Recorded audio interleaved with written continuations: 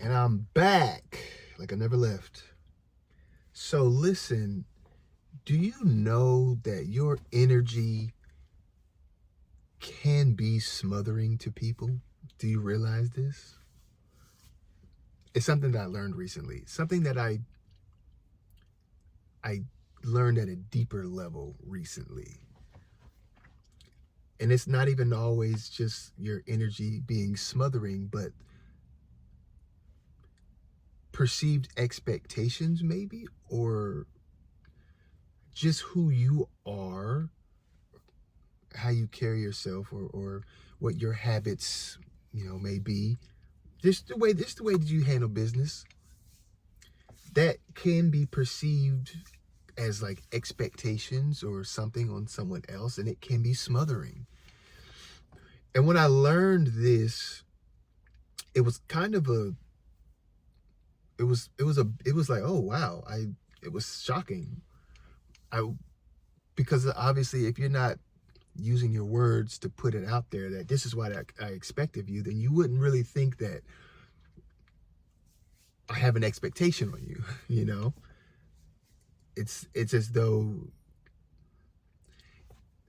like just you being you kind of, it can be a good thing when it's just like you want to measure up, you want to live like if your father was a big time fancy somebody, and you want to kind of measure up. It can be a good thing, but it can also be detrimental because the it's like you're taking on this burden that nobody asked you to. And it's the dynamic of it is kind of strange. It's interesting. Well, not strange in a bad way, but it's just, like I said, it's something that I learned recently, and I didn't realize, you know, how was I impacting other people. For me, my desire has been to, help people, to be an uplifter of people, and, you know, kind of make things in my own way better if I can. So it's kind of disheartening when it's just like, oh wow, I've been doing that too without being consciously aware. It's like, dang, okay, that kind of, I don't want to say sets me back, but you know, it's just like when you get bad news that you don't want to hear, when you feel like you've been working towards something else very consciously, and then you get that report just like it's been, the opposite or something. It's like, well, how is that possible, right? And it's, I think there's perception and things that we put out there that other people might silently be wanting to live up to before their time. And it's hard, it's hard, it's difficult. This happened to me kind of the other day too, with something else. I was just feeling, I was having a difficult moment, but what I was getting is reading, I was the energy, my energy was so heavy. And it's just like the people can feel your energy. It's like it's very not palpable. Well, palpable in your body, obviously not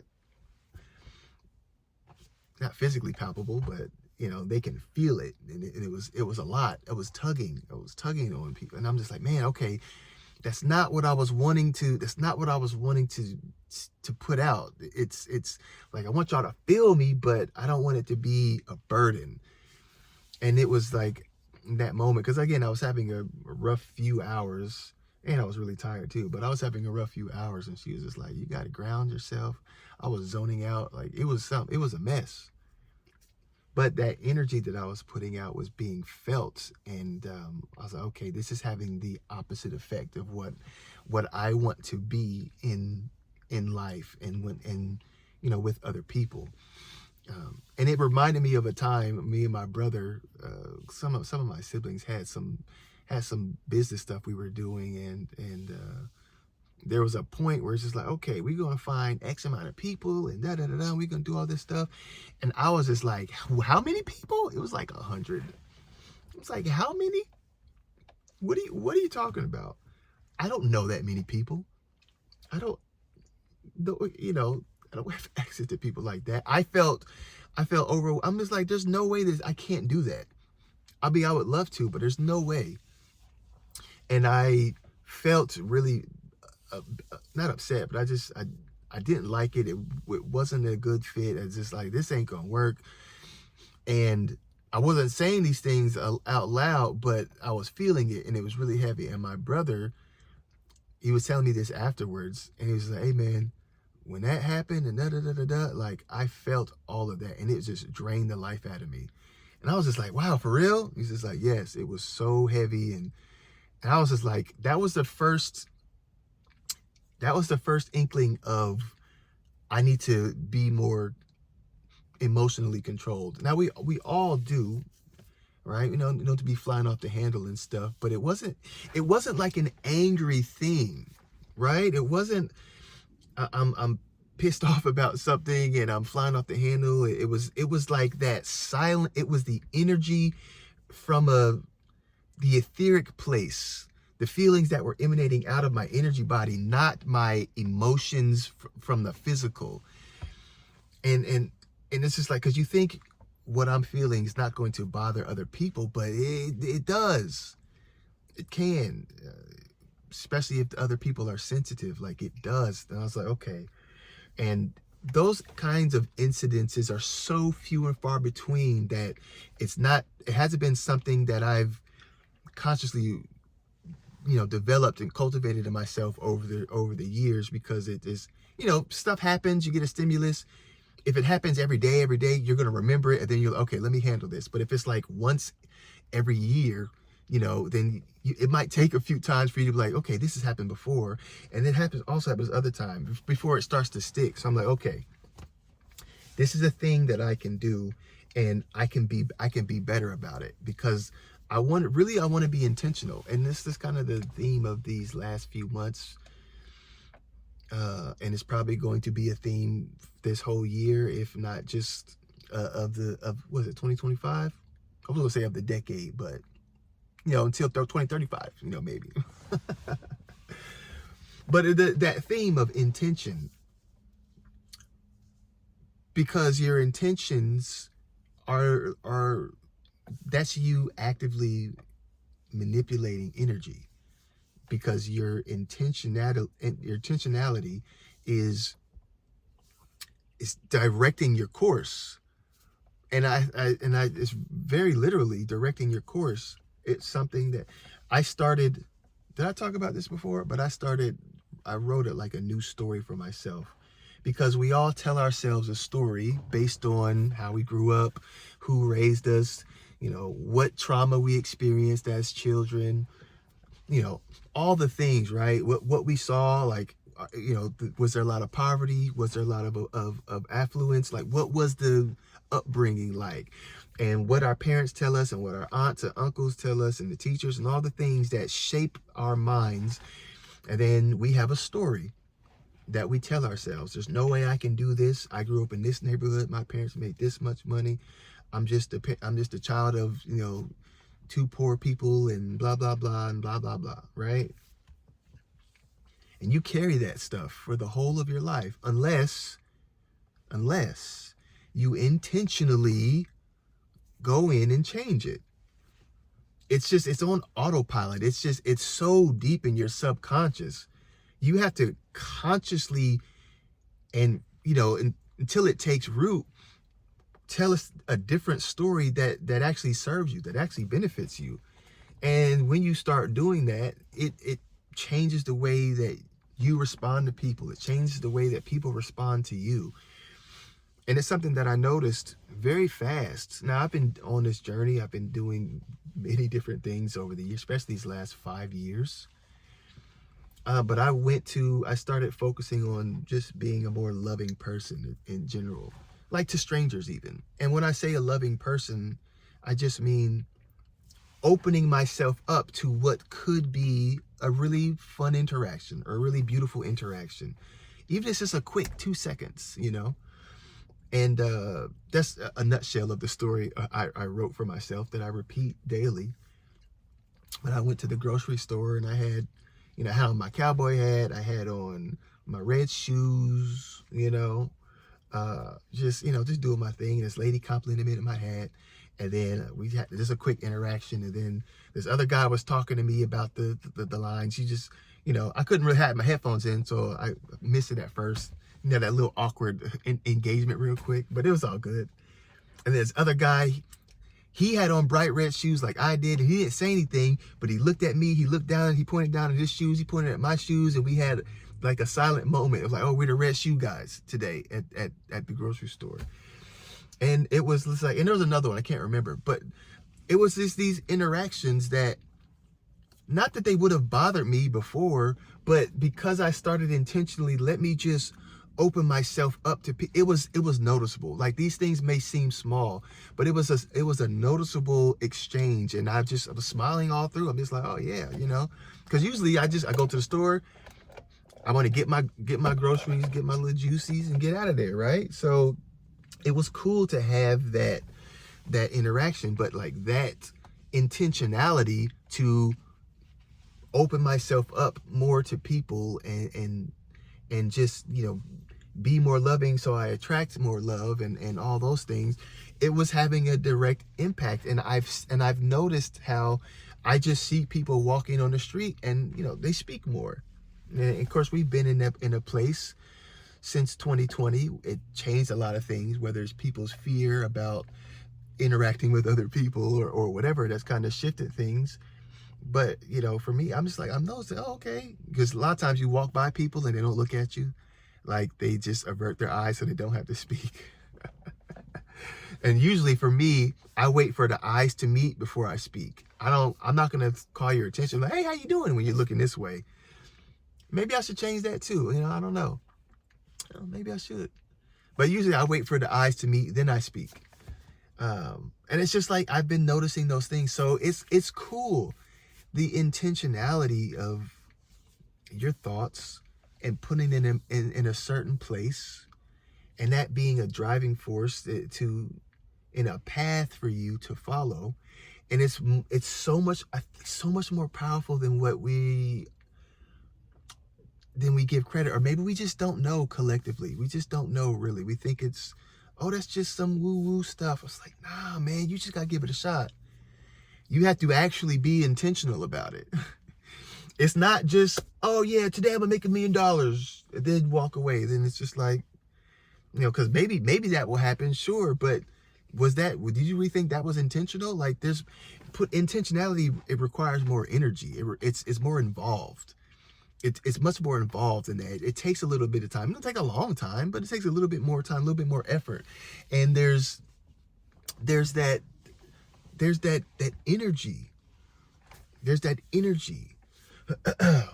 And then you start looking for signs. Like, okay, what was my intention? Now, okay, this is my intention. What am I seeing that shows me that my intention is producing some sort of result? And I think that's all involved in it. And it's cool when you start seeing stuff happen. And then there's that positive feedback loop where, okay, I was intentional about this. Well, let me be intentional about something else. Let me be intentional about something else. And then now you're actively creating your life, the framework of your life, the foundation of your life. If you're wanting to get out of a certain place, like maybe you were that poor child of the poor parents, and you thought that was just your lot in life. Like, you just got to grow potatoes and do the best you can. Or you can be intentional, because potatoes are delicious. A lot of people love potatoes. Potatoes also can take many forms, and potatoes can make you some money if you know how to do that. If you know how to do that thing right. And that's just what makes the difference between somebody who just grows potatoes and eats them versus a potato tycoon is the intentionality. What can I do with this potato to turn it into something magnificent, grandiloquent? What's something that I can do? And just asking the question and holding the intention. And what happens is you start seeing possibilities that didn't exist before, because your mind was still too set on, I'm just a poor farmer from whatever, and all we got is potatoes and that's it. No, there's abundance to be found everywhere. Potatoes are themselves abundance. You put a potato in the ground, you got all these other hundreds of potatoes popping up. Like, it's abundance. Like, there's an example of it right there. You're focusing on the wrong thing. Like, if you focus on abundance and magnificence, then you can get abundance and magnificence. It's just, it's that shift. It's retraining your mind, and it takes time. Lots of good YouTube channels on that kind of stuff. I was watching this one earlier. This lady was talking about the mirror principle. It's actually my second time watching the video. It was really fascinating. And she was talking about how to use the mirror principle to change your reality, because what the mirror principle says is, like, there's the you, and then there's your reality that you see. And the reality that you see, that's the mirror. But you can't change your reality by changing the mirror. If you see if you're looking in the mirror and you got a blemish on your face, this is a real good example, and you start wiping the mirror, and the blemish is still there. You start wiping the mirror, and the blemish is still there. You're like, every time I wipe the mirror, the blemish is still there. That's because you can't change your reality from wiping the mirror. You have to change the image that the mirror reflects. So it's the you. So there's the intentionality, like, okay, I'm going to be different. I'm going to look at life different. Here's how I've looked at it up until this point. Do I like what this is? No. Okay, I'm going to look at it differently. Before action must come thought. The energy has to come first. That's going to be the thing to prepare your body to be in that new space that you're wanting to create. It's super fascinating, but it's just like, we can't get caught up on I don't have the BMW yet or the Lexus yet, and therefore I'm not happy. Like, well, you got to be intentionally happy first. You got to be joyful first. It's the energy that has to come first, and then things will start to shift. Your perspective will start to change, and you're like, okay, well, maybe you don't even want a Lexus no more. Maybe you just want a nice, maybe you want to get you a truck. Maybe you just want to, whatever it may be. Whatever the thing is, but you change the reflection in the mirror by changing your image. And that's where the intentionality is such a powerful ally, because it forces you, first of all, to look at where you've been and decide whether or not you like it. And if you don't, then you get to change it. And that's the key. You get to change. If you don't like what you see, you have the option, the divine sovereignty, to make a different choice until you find the thing that resonates with you. And you're like, okay, this is how I see my life. You're not trapped by your past. You don't have to be. Some people are, but you don't have to be. You can choose to be different, and it's okay if you do. Just be intentional about it. And even if the intentionality is, I'm going to smile at one person today. I'm going to make an effort to smile at one person. And then the next day, I'm going to make an effort to smile at 2 people. And then the third day, I'm going to make an effort to smile at 3 people. Because then what are you doing? You're spreading energy that feels good. It's joyful, loving energy. And it's just, and then what happens is you start noticing maybe people start smiling at you. And you're like, dang, that feels good. I like when random people see me and smile. What do they see in me that's making them smile at me? Like, man, I must got something going on if they're smiling at me. And it's just like, man, that's a word. What? Something as simple as a smile. Then you can make it something more challenging, just a little bit. Then the next day, make it something more challenging, just a little bit, until the next, 10 months go by. Why 10 months? I don't know. A week, a month, 10 months, a year goes by, and you've made these small incremental changes every day to where you look back and you're like, I'm a completely different person than I was last year. Completely different. And I like where I'm going. I like where I'm at. Like, that is so powerful. It don't gotta be all at once. It's the small incremental changes. What they say, the devil's in the details. So, all right, well, focus on the details first. Let the big stuff will, well, shoot, it doesn't even escalate to that point because you made sure it didn't by making sure the details were on point. So, whew, man, that's good.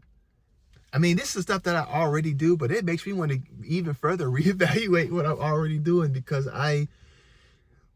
there's so much power in it. There's so much power in the intentionality, and I just wanted to share that with y'all. So if your energy is a little bit crazy, maybe pull back a little bit, let it breathe so you're not smothering people, and just be intentional about it. And then you can direct all that powerful energy in a way that truly benefits yourself and those around you. You know what I mean? Anyway, that's going to be it today. Ladies and gentlemen. Thank you for tuning in. I'm Johnny Jupiter. And remember that there is no outro, but I do want you to subscribe if you feel like it. Bye!